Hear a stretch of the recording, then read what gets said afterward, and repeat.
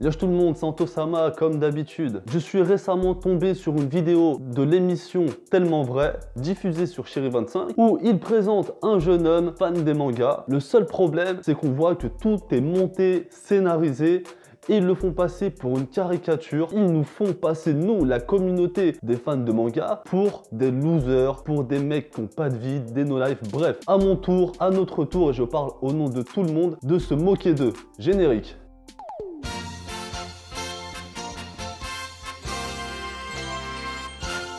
Évidemment, je ne vais pas vous montrer toute la vidéo, sinon ça durerait un peu trop longtemps. Juste quelques passages que j'ai choisis et on va commenter ensemble.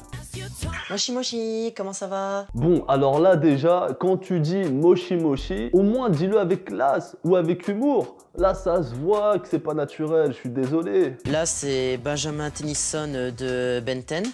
C'est la montre de Ben? Non, pas Ben 10. Ben 10, c'est pas un manga. Depuis quand Ben 10, c'est un manga? Arrêtez.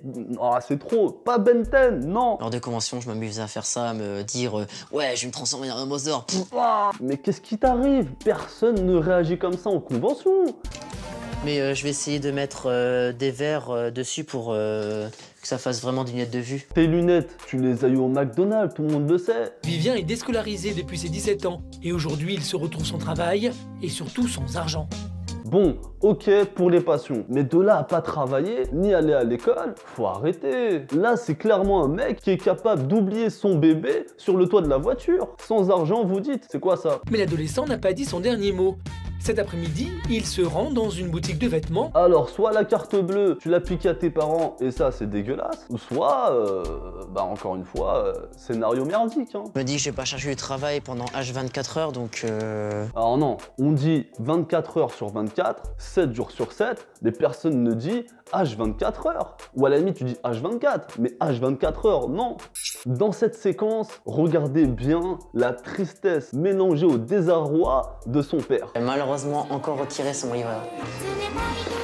Je sais, hein. Tout est dit physiquement. Bon, c'est scénarisé, mais là, c'est du naturel, sûr à 100%. Moi, perso, ça m'a bien fait rigoler. Je sais. C'est de l'argent qu'on t'a mis Depuis tout petit pour... quand tu t'installeras, tu seras un jour seul. Ah bah voilà, on comprend mieux d'où vient ton oseille. Papa, maman ont charbonné toute leur vie pour t'ouvrir un compte épargne et te mettre de l'argent dessus pour tes études. Et toi, tu claques tout dans tes déguisements. Là, tu peux pas nous prouver tous les CV que t'as envoyés par Internet. Bah si, on va dans mail envoyé. Non mais réfléchis, mamie. On te promet qu'on te coupe ton argent de poche et tes tickets métro. Oh non, pas les tickets de métro, tout, mais pas ça. Quel parent a déjà puni son gosse en lui disant « Ouais, Jean-Jacques, je te prive de tickets de métro, hein file dans ta chambre. » What the fuck, parce que le gars, il poste une annonce, il dit rien et il faut directement déposer un CV. Non mais what the fuck quoi, faut envoyer un CV pour trouver du travail maintenant. Lettre de motivation, plus CV, t'envoies ça à un employeur et au pire tu l'appelles. Tu pensais que ça allait se passer comment, dis-moi? Allô, bonjour, ah non, Moshi Moshi, oui j'appelle parce que je cherche du travail en ce moment. J'ai vu dans votre annonce que vous recrutez des astronautes. Oui, j'ai déjà fait un stage chez Lidl.